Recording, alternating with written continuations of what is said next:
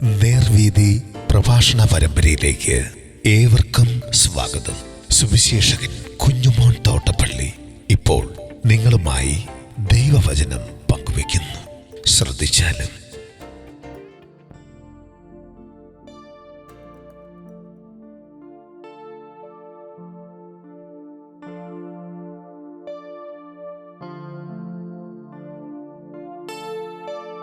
യേശു നമ്മുടെ സ്നേഹിതൻ. ദൈവനാമത്തിന് മഹത്വമുണ്ടാകട്ടെ. യോഹന്നാൻ സുവിശേഷം 15-ാം അധ്യായത്തിൻ്റെ 14-15 വാക്യങ്ങൾ ഞാൻ വായിക്കുന്നത് ശ്രദ്ധിച്ചാലും, ഞാൻ നിങ്ങളോട് കൽപ്പിക്കുന്നത് ചെയ്താൽ നിങ്ങൾ എൻ്റെ സ്നേഹിതന്മാർ തന്നെ. യജമാനൻ ചെയ്യുന്നത് ദാസൻ അറിയായിക്കൊണ്ട് ഞാൻ നിങ്ങളെ ദാസന്മാർ എന്ന് ഇനി പറയുന്നില്ല. ഞാൻ എൻ്റെ പിതാവിനോട് കേട്ടതെല്ലാം നിങ്ങളോട് അറിയിച്ചത് കൊണ്ട് നിങ്ങളെ സ്നേഹിതന്മാർ എന്ന് പറഞ്ഞിരിക്കുന്നു. പ്രിയപ്പെട്ടവരെ, ലോകത്തിലെ ഒരു മതത്തിലും ദൈവം സ്നേഹിതനല്ല. ദൈവം ഒരു ഭയപ്പെടേണ്ട മൂർത്തിയാണ്.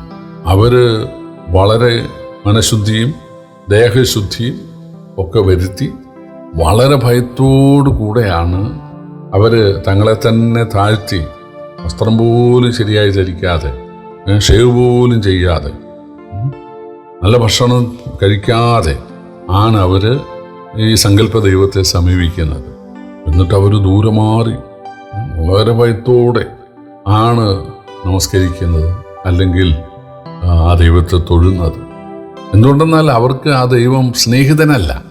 എന്നാൽ പ്രവചനപ്രകാരം മനുഷ്യനായി തീർന്ന സൃഷ്ടാവും രക്ഷിതാവും പരിപാലകനും ന്യായാധിപനും സർവശക്തനും സർവജ്ഞാനിയും സർവവ്യാപിയുമായ ദൈവമായ യേശു പറയുകയാണ്, നിങ്ങളെൻ്റെ സ്നേഹിതന്മാർ. ഞാൻ നിങ്ങളോട് കൽപ്പിച്ചത് നിങ്ങൾ അനുസരിച്ചാൽ നിങ്ങളെൻ്റെ സ്നേഹിതന്മാർ. എന്താ യേശു തൊട്ടുമോളിൽ പറഞ്ഞത്? നിങ്ങൾ എളിയവരെ സ്നേഹിക്കണം. ഞാൻ രക്ഷിച്ചവരെ നിറമോ ഭാഷയോ പണമോ വിദ്യാഭ്യാസമോ കുലമോ നോക്കാതെ നിങ്ങൾ സ്നേഹിക്കണം. അതാണ് ഏറ്റവും വലിയ കൽപ്പന.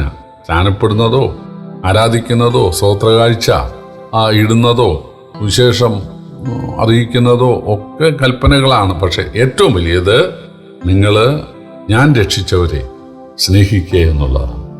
അതാണല്ലോ നമ്മുടെ ആത്മീയ ജീവിതത്തിന് തുടക്കം. സ്നാനപ്പെട്ട ഒരു സഭയോട് ചേരണമെന്നുള്ളതാണ്. ചില ആളുകൾക്ക് ഇതൊക്കെ കേൾക്കുമ്പോൾ അവർക്ക് ചിരി വരും. അവർ പറയുന്നു, അതിൻ്റെ ഒന്നും ആവശ്യമില്ല. നമ്മൾ ബൈബിള് വാങ്ങണം, വായിക്കണം, പ്രാർത്ഥിക്കണം. നമ്മൾ വീട്ടിലിരുന്ന് ദൈവത്തെ ആരാധിക്കാമെന്നാണ് ചില പുള്ളികൾ കണ്ടുപിടിച്ചിരിക്കുന്നത്. പ്രിയപ്പെട്ടവർ, നമുക്ക് വീട്ടിൽ ഇരുന്ന് കഥ കടച്ച് പ്രാർത്ഥിക്കാം. മുറിയിൽ കിടന്ന് രഹസ്യത്തിൽ അറയിൽ കിടന്നൊക്കെ പ്രാർത്ഥിക്കാം.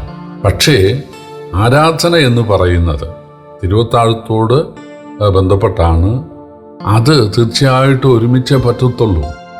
യേശു തൻ്റെ ശിഷ്യന്മാരുമായിട്ട് ആദ്യം പെസഹ കഴിച്ചു.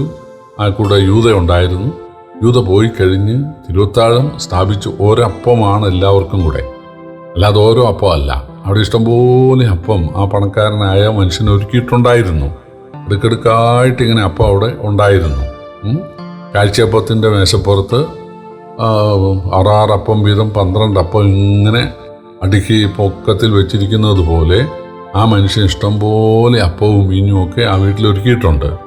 വേണേൽ യേശുക്രിസ്തുവിന് 11 അപ്പം, 11 പേരാണല്ലോ അവിടെ ഉണ്ടായിരുന്നത്. 11 അപ്പം എടുത്തിട്ട് ഓരോന്ന് നിങ്ങൾ കഴിക്കുമെന്ന് പറയാമായിരുന്നു. അത് വേണേ ഈ ചാറിൽ വീഞ്ഞിൽ മുക്കിയിട്ടും വേണേ കൊടുക്കായിരുന്നു. പെസഹയിൽ അപ്പം ചാറിൽ മുക്കിയാണ് കൊടുക്കുന്നത് എല്ലാവർക്കും. അവർക്ക് ഇഷ്ടംപോലെ അപ്പം കഴിക്കാം. പക്ഷേ തിരുവത്താഴം ഒരപ്പം മാത്രം. നിങ്ങൾക്ക് വേദപുസ്തകത്തിൽ എഴുതിയിട്ടുണ്ടെങ്കിലും ചില ആളുകൾക്ക് അത് കണ്ണി പിടിച്ചിട്ടില്ല. അവർ ആളാം വീതം ഓരോ അപ്പം കൊടുക്കുകയാണ്. അതുപോലെ ചിലർ വീഞ്ഞിൽ മുക്കിയാണ് ഈ അപ്പം കൊടുക്കുന്നത്. അങ്ങനെ അല്ല പ്രിയപ്പെട്ടവരെ തിരുവത്താഴം. കർത്താവായ യേശുക്രിസ്തുവിൻ്റെ മരണത്തെ, യേശു ശരീരത്തിൽ അടിയേറ്റതിനെയും രക്തം ചിന്തി മരിച്ചതിനെയും ഓർക്കാനാണ്, നമ്മുടെ വീണ്ടെടുപ്പിനായിട്ട് യേശു അനുഭവിച്ച ആ പാടുപീടുകളെ ഓർത്ത് പിതാവിന് നന്ദി പറയുന്നതാണ് ശരിയായ ആരാധന. അതിന് തിരുവത്താഴം ഉണ്ടായേ തീരൂ. അപ്പോൾ തീർച്ചയായിട്ടും ആ തിരുവത്താഴം ഒരുമിച്ച് കഴിക്കാൻ വേണ്ടി എന്ത് ചെയ്യണം? ഒരു സഭയോട് ബന്ധപ്പെടണം.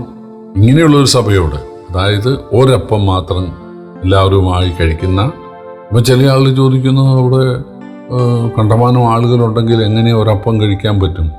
യെരുശലേമിലെ സഭയിൽ 3000 ആളുകൾ ആദ്യം ഉണ്ടായിരുന്നു, പിന്നെ 5000 പക്ഷെ അവർ താമസിച്ചിരുന്ന വീടുകളിലാണ്. യെരുശലേമിലെ വിശ്വാസികൾ തങ്ങളുടെ വീടുകളിൽ പാർപ്പിക്കാവുന്നിടത്തോളം ആളുകളെ അവർ പാർപ്പിച്ചു. അത് പണ്ടും അവരങ്ങനെ ചെയ്തവരാണ്. പെസഹ പെരുന്നാളിനും അല്ലെങ്കിൽ കൂടാര പെരുന്നാളിനും ഒക്കെ വരുന്ന ആളുകളെ തങ്ങളുടെ വീടുകളിൽ പാർപ്പിച്ച ഒരു പാരമ്പര്യമുള്ള ആളുകളാണ് അവരെ മാനസാന്തരപ്പെട്ട് സഭയോട് ചേർന്നപ്പോൾ അവര് വിശ്വാസികളെ, സ്നാനപ്പെട്ടവരെ തങ്ങളുടെ വീടുകളിൽ താമസിപ്പിക്കാനിടയായി. വചനം കേൾക്കാനായിട്ട് അവർ ശലോമോന്റെ മണ്ഡപത്തിൽ യെരൂശലേം ദേവാലയത്തിന്റെ മുറ്റത്തേക്ക് വരും.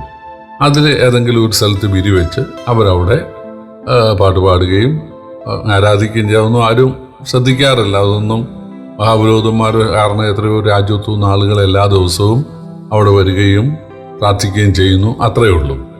പക്ഷേ അവർ തിരുവത്താഴം കഴിച്ചത് വീട്ടിലായിരുന്നു എന്ന് വാക്യമുണ്ട്. അവർ വീട്ടിൽ അപ്പം നുറുക്കിക്കൊണ്ട് എന്ന് വാക്യമുണ്ട്. അപ്പോൾ തീർച്ചയായിട്ടും ഒരപ്പത്തിൽ നിന്ന് എത്ര പേർക്ക് കഴിക്കാൻ പറ്റുമോ അത്രയും പേര് വേണം അപ്പം വീഞ്ഞി പങ്കെടുക്കാൻ, തിരുവത്താഴത്തിൽ പങ്കെടുക്കാൻ. അതായത് ഇനിയല്ല, വലിയ അപ്പം ഉണ്ടാക്കാമല്ലോ. പഴയ നിയമത്തിലെ യെരൂശലേം ദേവാലയത്തിൻ്റെ വിശുദ്ധ സ്ഥലത്തുള്ള ആ കാഴ്ചയപ്പത്തിൻ്റെ മേശയിൽ 12 അപ്പമാണുള്ളത്. ഈ 12 അപ്പം എന്ന് പറഞ്ഞാൽ ഈ കാലത്തെ ചപ്പാത്തി പോലെ ഊതിയ പറക്കുന്ന അങ്ങനത്തെ അപ്പമല്ല. പിന്നെ 2 ഇടങ്ങഴി മാവാണ് ഒരപ്പത്തിന്. 2 ഇടങ്ങഴി മാവാണ് ഒരപ്പത്തിന്. ഇമാജിൻ ചെയ്യാനൊക്കത്തില്ല. ഒരപ്പം ഉണ്ടാക്കാനായിട്ട് 50 ഗ്രാം മാവ് മതി. പക്ഷേ 2 ഇടങ്ങഴി 2 കിലോ മാവാണ് ഒരു അപ്പത്തിന്. അതാണ് കാഴ്ചയപ്പത്തിന്. അങ്ങനെ ഉള്ള 12 അപ്പം ഒരാഴ്ച കഴിയുമ്പോൾ ആ പുളിപ്പില്ലാത്ത അപ്പം മാറ്റി വേറെ വെക്കും. ദാവീദിനും കൂടെയുള്ള ആളുകൾക്കും വേണ്ടി മഹാപുരോഹിതൻ ഈ അപ്പം നൽകി. കാരണം അത്രയും ദാവീദിനോട് കൂടി ഉള്ള ആളുകൾക്ക് കഴിക്കാൻ അത് മതിയായിരുന്നു. അപ്പം അതുകൊണ്ട് 2 ഇടങ്ങഴി മാവിൻ്റെ ഒരപ്പം പഴയ നിയമത്തിലുണ്ട്. അതുകൊണ്ട് ഒരു സഭയോട് ബന്ധപ്പെട്ട് ഒരപ്പം അത് നമ്മൾ ഉണ്ടാക്കുക, വലിയ അപ്പം. എന്നിട്ട് അതിൽ നിന്ന് വേണം ഓരോ നുള്ള് ആളുകൾ എടുക്കാൻ. വീഞ്ഞ് ഒരു പാത്രമേ പാടുള്ളൂ. യേശു അങ്ങനെയല്ലേ ചെയ്തത്. അതിന് പകരം ആളുകൾ ചെറിയ ചെറിയ ഗ്ലാസ്സുകൾ ഉണ്ടാക്കി ചെറിയ ചെറിയ ഗ്ലാസ്സുകളിലേക്ക് അതൊഴിച്ച് അങ്ങനെ കൊടുക്കുന്ന ഒരു രീതിയുണ്ട്. അത് വാസ്തവം പറഞ്ഞാൽ തിരുവഴുത്തിലെ യേശു കാണിച്ച മാതൃകയുമായിട്ട് അത് പൂർണ്ണമായിട്ട് യോജിക്കുന്നില്ല. ഇവിടെ യേശു പറയുകയാണ്, ഞാൻ നിങ്ങളോട് കൽപ്പിച്ചത് നിങ്ങൾ പ്രമാണിച്ചാൽ നിങ്ങൾ എൻ്റെ സ്നേഹിതന്മാർ. ഞാൻ പറയും എൻ്റെ സ്നേഹിതനാണ് എന്ന് പറഞ്ഞാൽ, നീ സ്നാനപ്പെട്ട എളിയവരോട് ചേരുകയും അവരോട് ചേർന്ന് തിരുവത്താഴത്തിൽ പങ്കെടുത്ത് ആരാധിക്കുകയും സുവിശേഷ സാക്ഷ്യം വഹിക്കുകയും ഒക്കെ കൂട്ടായ്മ ആചരിക്കുകയും ചെയ്യാൻ തയ്യാറായാൽ നീ എൻ്റെ സ്നേഹിതനാണ് എന്നാണ് യേശു പറഞ്ഞത്. തുടർന്ന് യേശു പറയുകയാണ്, യജമാനൻ ചെയ്യുന്നതും പറയുന്നതും എല്ലാം ഒന്ന് ദാസൻ അറിയുന്നതും കേൾക്കുന്നുമില്ല. പക്ഷെ എൻ്റെ പിതാവിനോട് കേട്ടതെല്ലാം കലവറ കൂടാതെ ഞാൻ നിങ്ങളെ അറിയിച്ചിരിക്കാൻ നിങ്ങൾ എൻ്റെ ദാസന്മാരല്ല. നീ ഞാൻ അങ്ങനെ പറയുകയില്ല, നിങ്ങൾ എൻ്റെ സ്നേഹിതന്മാർ. പ്രിയപ്പെട്ടവരെ, യേശു നമ്മുടെ സ്നേഹിതനാണെന്നുള്ള ഒരുപാട് പാട്ടുണ്ട്. എന്ത് നല്ലൊരു സഖി യേശു, what a friend we have in Jesus. ആ പാട്ടിൻ്റെ തർജ്ജമയാണത്. യേശു സ്നേഹിതനാണ്. നമുക്ക് ആ യേശുവിൻ്റെ നെഞ്ചോട് ചായാം. യോഹന്നാൻ യേശുവിൻ്റെ നെഞ്ചോട് ചാഞ്ഞു എന്ന് വായിക്കുന്നുണ്ട്. ശിഷ്യന്മാരുമായിട്ട് ഇത്ര ഇൻറ്റിമസി യേശു പുലർത്തിയിരുന്നു. സ്നേഹിതന്മാർ തമ്മിൽ എങ്ങനെ ഇടപെടുന്നോ അതുപോലെ ദൈവത്തിൻ്റെ മനുഷ്യാവതാരം മനുഷ്യനുമായിട്ട് ഏർപ്പെട്ടിരുന്നു. ഇന്നും തനിക്കതിന് താല്പര്യമുണ്ട്. പക്ഷെ നമ്മുടെ ഭാഗത്ത് എന്തു വേണം? കർത്താവിൻ്റെ കൽപ്പനകളെ നമ്മൾ പ്രമാണിക്കണം. ഏറ്റവും പ്രധാനപ്പെട്ട കൽപ്പന ദൈവമക്കളെ സ്നേഹിക്കുക എന്നുള്ളതാണ്. നമ്മളെ രക്ഷിച്ചിരിക്കുന്നത് നിർവ്യാജമായ സഹോദര പ്രീതിക്ക് വേണ്ടിയാണെന്ന് പത്രോസിൻ്റെ ലേഖനത്തിലുണ്ട് 1:22. അതുകൊണ്ട് നമ്മൾ ഹൃദയപൂർവ്വം ഉറ്റ് സ്നേഹിക്കണം എന്നാണ് യേശു പറഞ്ഞിട്ടുള്ളത്. പക്ഷേ അങ്ങനെ ഒരു ബന്ധമൊന്നുമില്ല. സഭയിൽ വരുന്ന ആളുകളുടെ പേര് പോലും പലർക്കും അറിഞ്ഞുകൂടാ. അവരുടെ വീട് പോലും പലർക്കും അറിഞ്ഞുകൂടാ. അവരുടെ മക്കൾ എത്ര പേരാണ്, അവരുടെ രോഗങ്ങൾ എന്താണ്, ഇതൊന്നും അറിയാതെ ഞായറാഴ്ച മാത്രം വരുമ്പോൾ ഒരു ഹലോഷിപ്പ്, ഹലോ എന്നൊന്ന് പറയും. അല്ലെങ്കിൽ ഒരു ഷെയ്ക്കാൻ്റെ ചിലർക്ക് കൊടുത്തെങ്കിലായി, ഇല്ലെങ്കിലായി. ചിലർ തിരുവത്താഴം കഴിയുന്നു, അന്നേരം പോകുന്നു. വേറെ ചിലർ പതിനേശുശ്രൂഷയോടെ കേട്ട് കഴിയുമ്പോൾ പോകുന്നു. ചിലർ സ്വോത്രകാഴ്ച കേട്ട് കഴിയുമ്പോൾ പോകുന്നു. ചിലർ അവിടെ ഭക്ഷണങ്ങളുണ്ടെങ്കിൽ അതും കൂടെ കഴിച്ചു കഴിഞ്ഞിട്ട് പോകുന്നു. അത്രയേ ഉള്ളൂ. വേറെ ആളുകളുമായി ഫോൺ വിളിക്കാനോ അവരുടെ വിശേഷങ്ങൾ അറിയാനോ അവരുടെ വീട്ടിൽ പോകാനോ കൂട്ടായ്മ ആചരിക്കാനോ അല്ലെങ്കിൽ സഭയിലെ ബൈബിൾ ക്ലാസ്സിൽ പങ്കെടുക്കാനോ സഭയിലെ സുവിശേഷ പ്രവർത്തനങ്ങളിൽ പങ്കെടുക്കാനോ ആ സഭയുടെ സൺഡേ സ്കൂളിൽ പങ്കെടുക്കാനോ ഒന്നും താല്പര്യമില്ലാത്ത കുറേ ആളുകളുണ്ട്.